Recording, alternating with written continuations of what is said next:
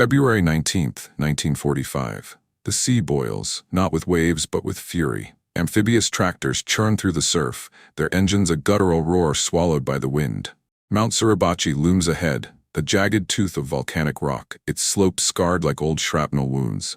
The air hangs thick with sulfur, rotten eggs and brimstone, the breath of hell itself.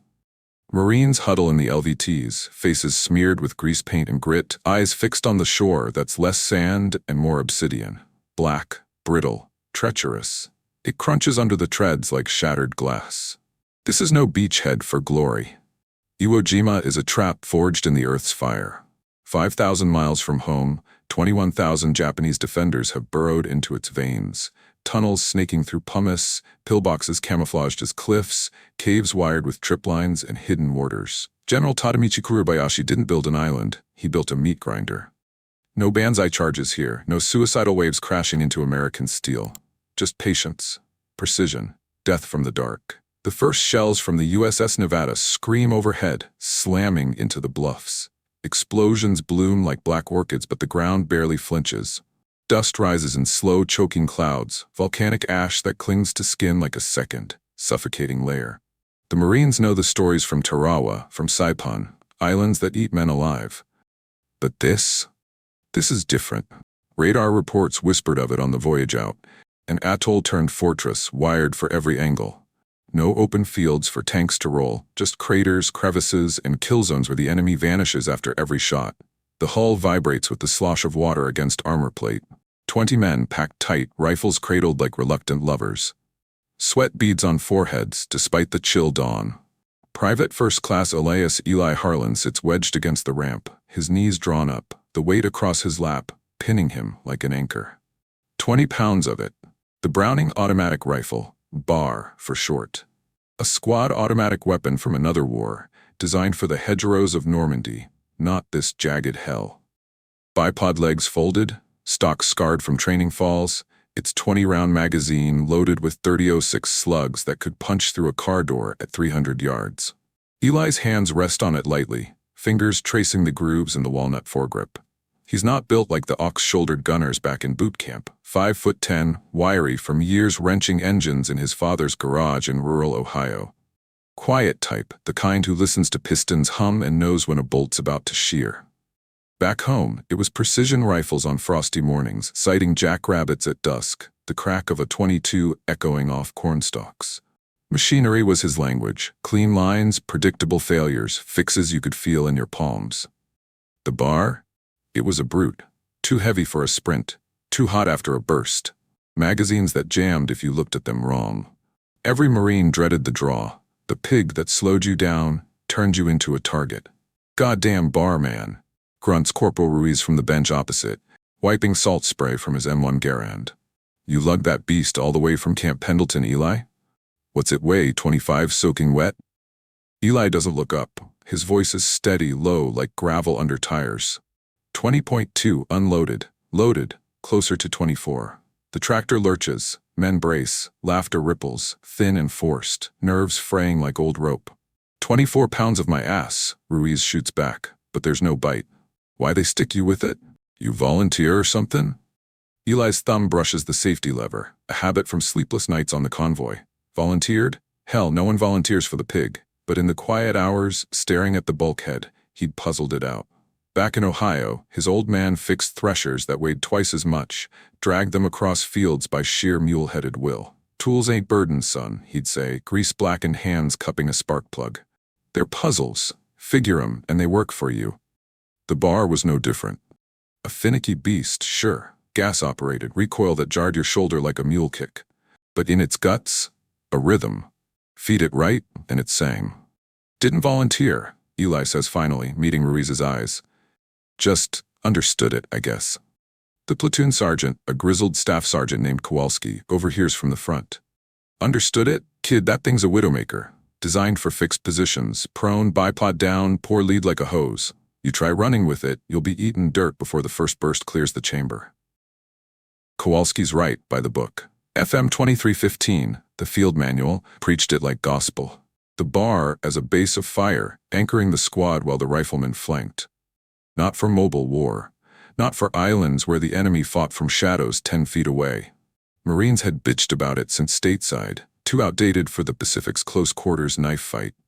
Lighter Thompsons or M1s would do, they said. But supply chains being what they were, the bars came anyway, relics from Europe dumped on depot pallets. Eli shifts the weight, feels the sling bite into his shoulder. If this gun can fire, then I can fight. Simple as that. No poetry, no prayers. Just mechanics and will. The ramp drops with a hydraulic whine. Black sand rushes up, not soft, welcoming grains, but razor-edged pumice that slices through boots and bites into ankles. The platoon spills out, 40 men strong, into the surf's edge. Machine guns chatter from the bluffs, sporadic, probing. A few heads snap back, bodies crumpling into the foam red as wine. But the line holds, pushes forward in ragged echelons. Eli hefts the bar, the bipod clanking against volcanic rock like a blacksmith's hammer. 24 pounds feels like 50 in the ash-choked air.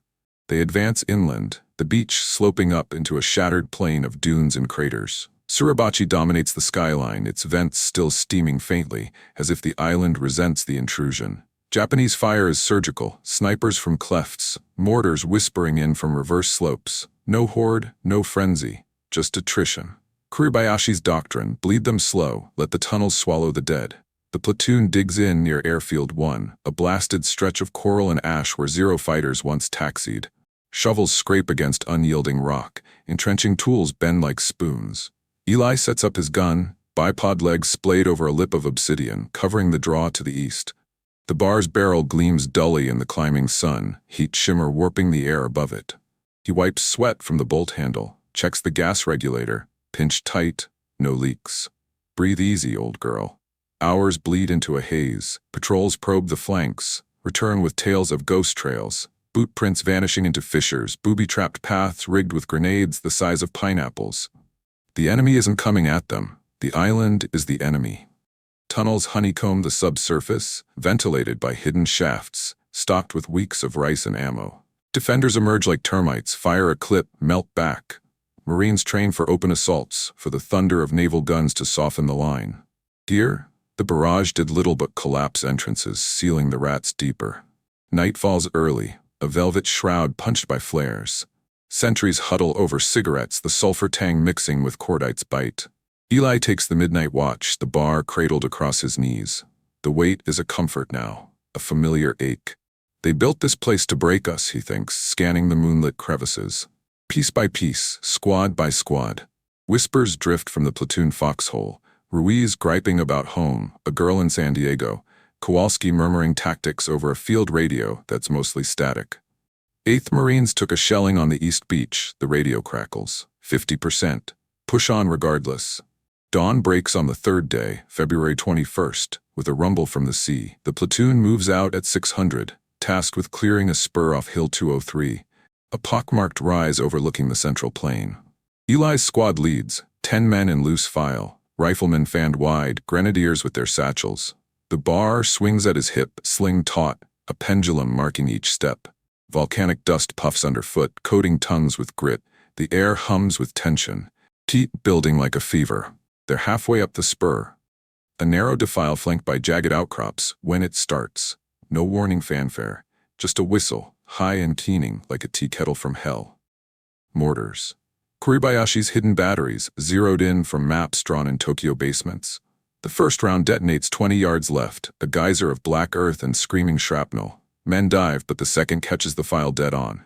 Down, mortars! Kowalski bellows, but the word drowns in the blast. The world fractures. Eli's thrown sideways, the bar whipping from his grasp as pumice shards rake his side like hot gravel. He hits a crater lip face first, tasting blood and sulfur. Ears ring, a high whine blotting sound. Up, get up. Instinct over reason. He claws for the rifle, fingers closing on the pistol grip amid the debris. The magazine's intact, latch secure. But the platoon? Chaos and fragments. Ruiz sprawled, leg twisted at a wrong angle, moaning low. A grenadier, young kid from Philly, name escapes, gut shot, hands clutching red spill. Kowalski's yelling into the radio, but the antenna's sheared clean. Bodies in the defile, 3 still, others crawling for cover. The spur's a kill zone, mortars walking the line with mechanical precision. Third round craters the path ahead, burying 2 more. Japanese spotters, invisible in the tunnels below, adjust fire like clockwork. Eli rolls into the crater, a shallow scoop maybe 6 feet across, rimmed with razor rock. His left arm hangs numb, a gash above the elbow weeping dark. Ribs ache, breath shallow. Wounded, cut off. The defiles severed, survivors scattered in pockets, pinned by enfilade from the bluffs. No retreat down the beach, that's mined. No advance, tunnels ahead, breathing fire. Radio's dead. He's alone. From the rim, shadows stir. Not Marines, Japanese. A squad, then 2. Silhouettes in faded uniforms, Arasaka slung, bayonets fixed. They move like smoke, low, coordinated, emerging from a cleft 20 yards downslope. Kuribayashi's children, trained not to charge, but to encircle. Mortars shift, bracketing the crater, forcing heads down. Eli peers over the edge, dust caking his lips. They're coming. Full company, maybe. To mop up. His hand tightens on the bar. 20 pounds, mocking him now. The manual screams, prone fire, bipod down, hold the line. But the line's gone. The squad's gone. They think I can't move with this, he realizes, the thought cold as the steel in his palms. Good, he shoulders the weapon, not prone, but kneeling, bipod folded, buttstock wedged against his frame. The weight pulls, but he balances it. Legs braced in the ash. A test burst? No. Save the mag. Listen. Enemy whispers echo from tunnel mouths. Soft, disciplined. The clink of gear on rock.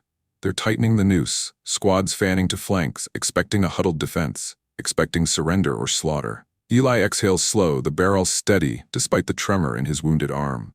The bar's no featherweight toy.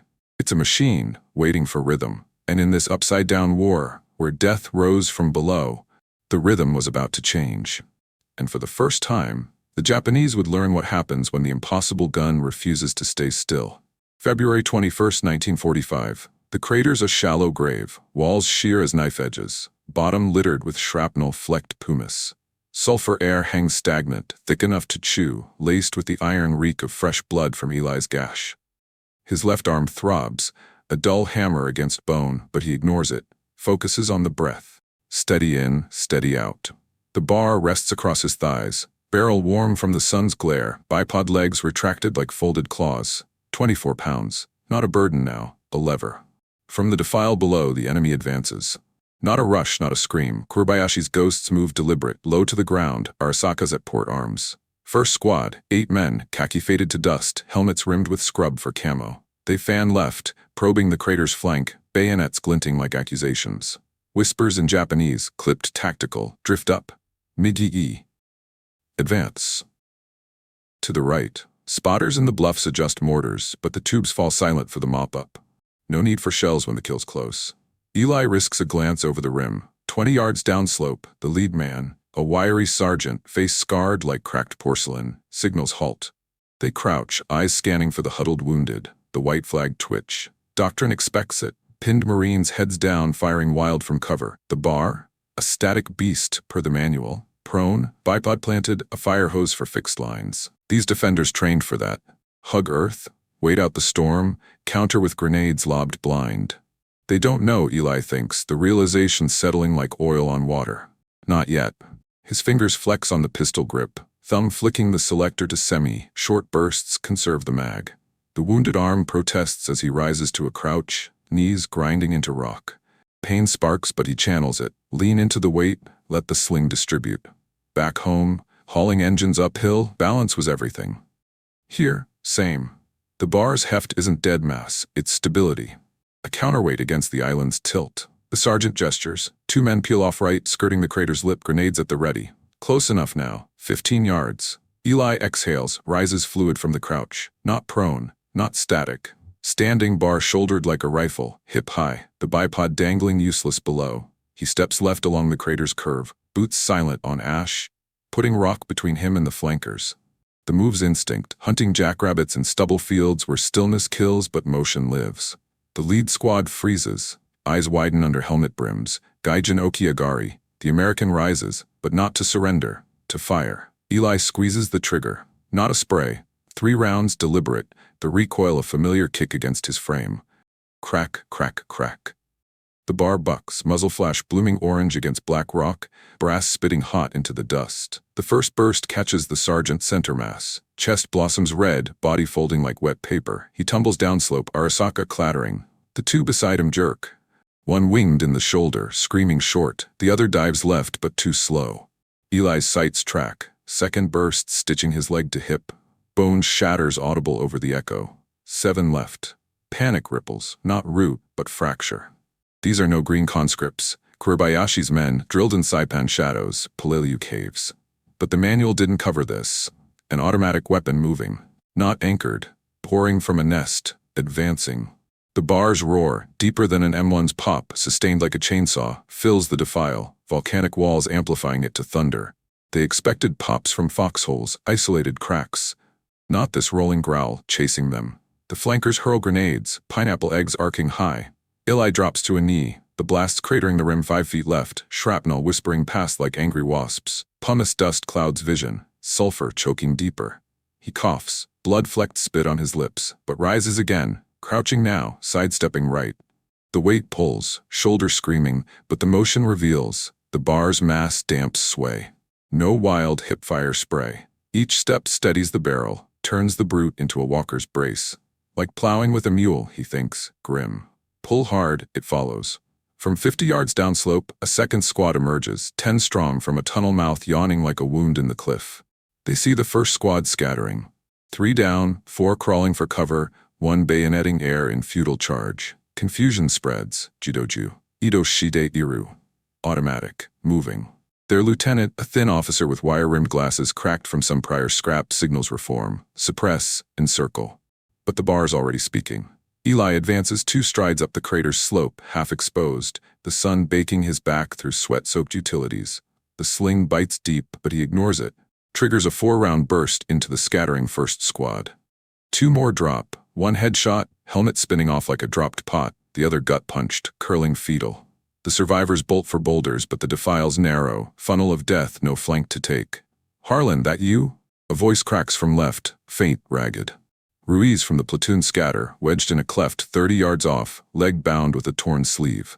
His M1's empty, face ashen. "Christ, kid. They're everywhere." Eli doesn't turn. Stay down. The second squad opens up. Arasaka's barking in ragged volley, 6.5mm rounds zipping overhead, ricocheting off rock with metallic pings. Bullets chew the crater lip, forcing Eli back a step, but he doesn't prone, doesn't hunker. He pivots left, using the bar's length as a shield, barrel sweeping arc. The weight anchors him, recoil pushes, but the mass absorbs, lets him track smooth. Discovery hits mid-burst, it works. Not by book, but by feel. The gas system cycles hot, bolt slamming home with authority, feeding rounds like clockwork. No jam, dust be damned. And the mobility? The impossible part dissolves. Standing fire turns the pig into a predator. Stable platform, hip-level sights, bursts placed like surgeon's cuts. Japanese doctrine countered nests, grenades in, rifle pokes out, but a moving auto, it forces heads up, reactions raw. No time to vanish, he fires again, 5 rounds raking the second squad's advance. The lieutenant jerks, glasses shattering as a round cores his throat. He gargles, drops. 2 riflemen beside crumple, 1 leg severed, screaming Itai, Ita, Ita. Pain. The rest scatter, but the tunnel mouth bottlenecks them. Push of bodies, panic shoving forward. Eli steps up, out of the crater now, onto the defile's spine. Boots crunch ash, blood dripping from his arm to mix with it, sand sticking gritty to the wound. "Fall back. He's one man," Ruiz yells again, but it's half awe, half terror. From his cleft he sees fragments. Eli's silhouette against the haze, bar trailing smoke, bodies piling like cordwood. The corpseman, Doc Hale, a lanky kid from Boston, crawling belly down from a rear pocket, witnesses too. He'd patched Ruiz under fire, morphine hypos shaking in his grip when the roar started. Now pinned by sniper fire, he peers through binoculars snatched from a fallen LT. Holy Mother, it's Harlan, alone, moving like he owns the damn hill. The Japanese adapt, sort of. Third squad crests from a lateral tunnel, 12 men, Nambas chattering short bursts, light machine guns, 6.5mm spite, chewing rock. Bullets stitch the ground at Eli's feet, forcing a dive behind a boulder. Chips fly, stinging his neck. He rolls, comes up firing, full auto now, 8 rounds emptying the mag in a searing blaze. The recoil walks the barrel up, but he muscles it down, hip braced. 4 Japanese in the third squad shred, torsos ventilated, screams cut mid-breath. The Nambu gunner spins, hose spraying wild before Eli's last rounds core his chest. Magazine empty. Click of the bolt home echoes loud in the sudden dip. Eli drops to a knee behind the rock, wind heaving, arm a firebrand. Blood soaks his sleeve, sticky black, but the pain sharpens focus, slows the world. Reload. Fingers numb but sure, slap the empty free, it clatters to ash. Spare mag from the belt, 20 rounds, brass gleaming. Latch clicks home, a sound like fate locking in. The bar cycles hungry again. From the tunnels, confusion mounts. Whispers turn to shouts, Yahari, Soryokude, concentrate. But it's fraying. Kuribayashi's system. Disciplined phantoms hit and melt. Now, a storm in the defile, bodies blocking paths, survivors glancing back at the American who won't stay down. Spotters in the bluffs relay frantic, one gunner, mobile, casualties mounting. Mortars cough again, ranging shots, but Eli's moving too fast, too erratic. Doctrine cracks under invention. He rises, advances 5 yards, crouch walking now, bar low ready. The first squad's remnants regroup downslope, 5 left, lobbing grenades wild. One sails long, detonating behind, shrapnel peppers his calf, fresh burn. Eli grits, fires from the hip, 3 down in a burst, heads snapping like whiplash dolls. The last 2 break, scrambling for the tunnel. He doesn't pursue. Saves rounds. Listens. Ruiz from his hole. Eli, platoons reforming east, Kowalski's got radio relay. Hang on. But the words float distant. Hale the corpsman crawls closer under the defile's overhang, sulfa powder spilling from his kit. He sees it up close. Not a man fighting to live but dissecting the fight. Eli's eyes calm, calculating, track shadows like a mechanic tracing a misfire. Another squad probes, 4th now from the right flank, silent as sin. They almost flank him clean, but Eli pivots. The bars swing wide and warning. Burst into the lead, 2 down, the rest peeling back into clefts. Shock ripples visible, helmets bobbing, no counterfire. They expected a siege. Got a specter. The defile quiets, broken only by moans and the distant surf. Eli reloads a half-spent mag, fingers leaving red smears on brass. Wounds pull at him, arm numb, leg limp, but the rhythm's set. The bar hums in his grip, no longer impossible. Understood. He scans the tunnels, mouths dark and waiting. Come on, not plea, invitation. He wasn't surviving anymore. He was hunting. The defile narrows like a throat, walls of fractured obsidian squeezing the sky to a sliver. Sun hammers down, heat shimmer warping the air into fever dream haze, volcanic dust swirling in eddies that sting eyes and choke lungs. Elias Harlan stands at its pinch point, bar slung low, barrel trailing faint smoke wisps like a predator's breath. Blood crusts his left sleeve, arm a lead weight dragging at the sling, but the pain's a distant hum now, background noise to the rhythm he's carved from chaos. 12 minutes in by his battered watch, face cracked, hands smeared red. 12 minutes since the mortar's kiss isolated him. And in that span, the impossible gun has claimed 14. 14 Japanese. Not faceless shadows, but men.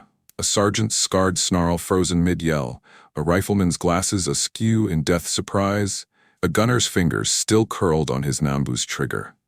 Bodies litter the slope, sprawled awkward, limbs akimbo, Arasakas clutched like talismans. The air reeks of it. Cordite bite, voided bowels, the copper flood of wounds opened hot. Eli steps over one, boot nudging a helmet askew, the occupant's eyes staring blank at Suribachi's loom. No time for ghosts. He reloads, click of mag home, bolt slick with sweat and grime, 20 rounds fresh. The bar cycles smooth, gas port hissing faint as it primes. From the tunnels, the response builds. Not panic. Kuribayashi's forge tempers better than that, but urgency. A company command post buried 50 feet under pumice crackles with field phones. Takina Kaibo. Ichinin no Jidojusha. Soryoku o Atsumero. Systematic annihilation. 1 automatic gunner, masked the force. Captain Hiroshi Tanaka, the company's CO, a Paliliu veteran with a limp from shrapnel in 44, grips the receiver, face etched in lantern glow. His map marks the defile red. Probe squads shredded, flanks exposed. 1 man, impossible. But the spotters confirm. Moving fire, no fixed nest. Doctrine fractures, tunnels meant for bleed out, not blitz. He orders it, full assault. 3 squads up, Nambus covering, grenades paving. End it. The ground trembles first, subtle, like distant thunder rolling underfoot. Then the mouths belch them. Left tunnel, a squad of 10, bayonets fixed, low crawl into the defile's base. Right flank, another 12 weaving through boulders, Type 99s chambered. Center the hammer, 15 strong, Nambu gunners humping the 7.7mm beasts on tripods, ammo belts draped like scarves. 60 total, give or take. A company's strength peeled from Hill 203's guts to crush this anomaly. They fan wide, whispers tactical, Migi Kara, Hayo Oku. From the right, Lay fire. Grenades arc first, clusters of eggs sailing high, detonating in staggered blooms along the defile. Shrapnel sings, cratering rock, forcing Eli back 2 strides. He dives behind a split boulder, pumice chips flaying his neck like sandblast. The blasts walk up the slope, boom, boom, boom, each one closer, the pressure waves slamming his ears like wet cloths. Dust clouds vision, sulfur thick as fog, but he rolls left, comes up firing. Not prone, never prone now. Crouch, advance 3 yards, bar hip braced. The center squad's exposed in the open stretch. Nambu setting up, gunners prone, assistants feeding belts. Eli's burst catches them building, 5 rounds, semi-auto tight. The lead gunner arches, belt spilling brass like entrails. His loader crumples beside, face pulped. The Nambu tips, silent before it speaks. Screams erupt, Kuso, Kuso, Yaro, shit! The squad scatters, but the defile funnels them. No wide evade, just rocking each other. Eli presses, steps forward, the bars way to plow through ash. Recoil jars his wounded arm, fresh blood welling, but the pain slows him deliberate, each trigger pull measured, not frantic. Burst 2, 3 more down, legs scythed, crawling futile. The survivors return fire, Arasaka's cracking sharp, rounds zipping past his ear, one grazing his helmet with a metallic tang. He pivots, uses the sling to swing wide, sights the right flank squad cresting boulders. Doc Hale, the corpsman, witnesses from his crawl, 30 yards rear, belly to ground, medical pack dragging furrows. He'd inched forward after the first roar, sulfa and bandages ready, but it's a goddamn reaper, he thinks, peering through dust. Eli's not hunkered, not spraying wild. He's hunting, advancing in bounds, bursts placed like pins on a map. Hale's seen bars before, static thunder in Tarawa bunkers. This, mobile lightning. Ruiz, from his cleft, clutches his M1 like a crutch, leg throbbing forgotten. He's taken him apart, he mutters to no one, awe cracking his voice. Fragments reach Kowalski's relay pocket east. Harlan's holding the spur, alone, bodies piling. The platoon sergeant pauses mid-shout, radio forgotten. 1 kid? Against a company? The assault surges. Left squad closes flank. 10 men, coordinated ghosts, lobbing frags blind over cover. One detonates short, shrapnel raking Eli's calf deeper, fabric shredding wet. He staggers, drops to knee but fires up. 8 rounds full, the bar growling sustained. The squad's point man shreds mid-leap, bayonet thrusting air. 2 behind fold, chests ventilated. The rest peel, but Eli rises, limps forward, blood trail marking his path, sand clotting dark. Payne's a teacher, he realizes mid-stride, slows the burst, sharpens the aim, no wild hose now. Each pull, 2, 3 rounds, surgical. The impossible gun, hated for its bulk, becomes anchor in motion, mass damping the sway, turning wounds to focus. Countercharge hits at minute 9, Tanaka's gamble, not probe, but press. Center remnants rally, 8 left, charging up slope. Arasaka's hip fired, screams ripping the haze. Banzai? No, not full, Kuribayashi forbade it. But close, disciplined rush, grenades prepped. They crest a low-rise 20 yards off, faces feral under helmets, bayonets low. Eli meets them head-on, no retreat. He plants half-crouch, bar raised chest high. The weight pulls, ribs grinding from mortar bruise, but he holds, triggers full, 10 rounds emptying in a blazing arc. Muzzle climbs, but he wrestles it down, hip thrusting to counter. The charge shatters, leadman cores through the throat, spray misting back. Next 2 stagger, arms pinwheeling, the rest dive, but too late. Rounds stitch the line, 5 down in the burst's tail. Emptied mag clatters free. Eli slaps home the next, fingers slick, nearly fumbling, but the latch snicks true. The bar hungers, bolt slamming. From the right, Nambu fire finally bites. A gunner's nest in a cleft, 7.7mm hosing the defile. Bullets chew boulders, stitching ground, one clipping Eli's boot heel, leather parting. He rolls right, comes up behind a corpse, Japanese still warm, using it as hasty cover. Fires blind over the shoulder, burst rakes the cleft, rocks exploding, the gunner jerking as rounds find meat. Silence from that nest. But the left squad reforms, 7 now, crawling close, whispers urgent. Chikaku de, bayoneto, close in, bayonets. Eli advances again, limping, blood sheeting his pant leg, arm a numb club. The defile's a charnel, 28 bodies now, count climbing in his head like engine RPMs. Tunnels vomit more, reinforcements, tunnel squads peeling from reserve, fresh 10-man team, faces pale but eyes hard, Type 100 subs gripped tight. They fan wide, using dead for cover, subguns chattering 8mm spite. Bullets whip past, one furrowing his thigh, shallow, burning line. Eli drops, rolls, rises firing. The bar's roar drowns the sub's pops, burst into the lead cluster, 4 down, bodies jackknifing. The rest scatter. Confusion mounting. Doshite? Ito Tsurugi Doju. Why? The moving automatic. Spotters relay frantic to Tanaka's hole. Shibosha Nijugo. Matatate Iru. 25 dead. Still standing, the captain slams fist on map, orders mortars retasked, but the tubes are repositioning, minutes away. His men falter. Discipline holds, but fear creeps. Whispers of Yurei, ghost in the ash. One squad leader hesitates at tunnel mouth, peers out, sees the American silhouette, bar trailing death smoke, advancing through his fallen. One man, no platoon, no support, just defiance. Minute 12. Eli's world narrows. Wounds accumulate, arm gashed deep, calf shredded, thigh grazed, ribs cracked from recoil jars. Blood loss pulls at vision, edges graying, but the pain refines him. Slower bursts, 2 rounds per pull, placed absolute. He circles left, using a body pile as pivot, the bar's bipod clanking useless against rock. Right squad probes again. 8 remnants, charging low with grenades. He meets them at 10 yards, semi-fire, deliberate, each trigger a calculation, sights blurring but instinct true. Lead throws wild, egg sailing harmless, Eli's rounds catch him mid-motion, chest bursting. The charge dissolves, 3 more crumple, the rest breaking for tunnels, 1 dragging a leg, trail red. Hale reaches the defile's rear, crawling past Ruiz's cleft. He's bleeding rivers, Ruiz, gotta get to him. The corporal nods, pale. Wait, look. From cover, they see it. Eli, weaving through the dead, bar-shouldered, firing into a fresh probe.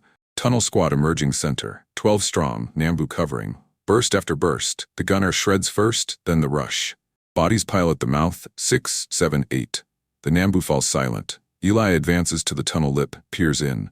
Dark void, echoes of retreat. He fires a warning burst inside, muzzle flash painting walls orange. Screams bounce back. Not today. The rampage peaks at 14 minutes. Tanaka's full company committed now, 58 left of 60, but fractured. Squads halved, leaders down, ammo low on probes. They mass for final push, countercharge from both flanks, 20 converging, Arasakas and subs and volley. Mortars finally whisper in. First round craters 10 yards behind Eli, blast knocking him flat. Shrapnel peppers back, fresh gash across shoulder blades. He rises spitting dust, blood, the bar half buried but intact. 1 mag left.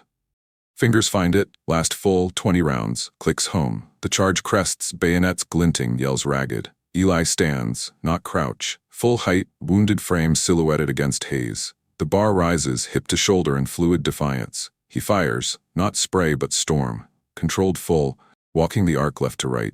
Recoil bucks wild now, arm failing, but he braces with the good, thigh planted. Rounds tear the line, 10 Japanese in the first sweep, bodies folding like dominoes. The flanks curl, survivors firing desperate bullets tugging cloth. One clips his ear hot slice, another thuds home in the bar's stock, wood splintering. He doesn't flinch. Presses forward, 5 yards into the charge's heart, bursts deliberate amid the press. The defile erupts, screams, muzzle stabs, the bars growl drowning all. Flankers shatter, left squad eviscerated, 8 down, right peels, 6 crumpling mid-stride. The center crushes against him, bayonets thrusting wild, but Eli's circle of fire holds. Pivot, fire, step. Wounds scream. Blood sheeting face from ear gash, vision tunneling, but precision holds. Last burst of the mag, 4 more, point blank, faces inches from his. The charge breaks. Survivors bolt, scattering for tunnels, leaving 48 dead in the ash. Silence falls, broken by moans and drip of blood. Eli sags against rock, bar hot in grip, bolt locked empty. Tunnels whisper retreat, Tanaka's voice crackling defeat below. But the company, what's left, regroups in dark, eyes wide. He broke us. 1 man, 60 fallen, near enough. He had 1 magazine left, and an entire company still coming. The defile is a butcher's yard. 48 Japanese lie in heaps, some still twitching, others already stiffening under the sulfur sun. The bar's last empty magazine lies in the ash beside Eli's boot, brass dulled by blood and dust. The gun itself is silent, bolt locked back, barrel glowing dull red. Eli's knees buckle. He catches himself on the weapon's stock, using it like a crutch. Blood drips from his ear, his arm, his thigh, 3 separate rivers merging into one dark stream that soaks the volcanic sand. His breath comes in ragged pulls, each inhale tasting of cordal and cordite. From the east, boots pound. Not Japanese, American. The scattered platoon, reformed under Kowalski's hoarse shouts, crests the ridge in a ragged line. M1's up, faces streaked black with sweat and disbelief. Doc Hale is first, sprinting low, medical kit banging against his hip. Harlan! Jesus, Harlan, hold still! Hale drops beside him, hands already tearing open sulfa packets. Eli tries to wave him off, but the bar slips from his grip and clangs against rock. The sound is final, like a bell tolling the end of something no one can name. Hale's fingers probe the shoulder wound, shrapnel the size of a dime buried deep. You're hit 4, maybe 5 times, kid. Sit your ass down. Eli sinks. The world tilts, then rights itself. Through the haze, he sees Ruiz limping up, Kowalski behind him, radio handset dangling loose. The sergeant's eyes sweep the carnage, bodies stacked like cordwood, tunnels yawning empty, and settle on the bar. 60, he mutters. Spotters counted 60. 1 rifle. A lieutenant from the rear echelon, fresh-faced, clipboard trembling, pushes through. Name and unit, Marine. Harlan. Elias. 228 Weapons Platoon. Eli's voice is a croak, but the letters come clear. The lieutenant scribbles, then looks up. You held this spur alone for 15 minutes, against a company. Eli doesn't answer. He's staring at the bar. The impossible gun. 20 pounds of steel that refused to stay still. The tent smells of iodine and wet canvas. Eli lies on a cot, IV lines snaking into his good arm, morphine dulling the edges. Outside, officers cluster around a field table, maps spread like autopsy photos. Colonel Chandler, regimental CO, leans over the defile sketch, finger tracing Eli's path. He abandoned prone fire entirely, a captain says, voice hushed. Fought standing, crouching, advancing. Used the weapon's weight for stability instead of anchoring it. Turned a base of fire piece into a goddamn assault rifle. Another officer, a major from Division G3, nods slowly. Japanese after-action fragments confirm it. Their spotters thought it was a platoon. Tunnel squads reported a moving machine gun, broke their encirclement doctrine clean in half.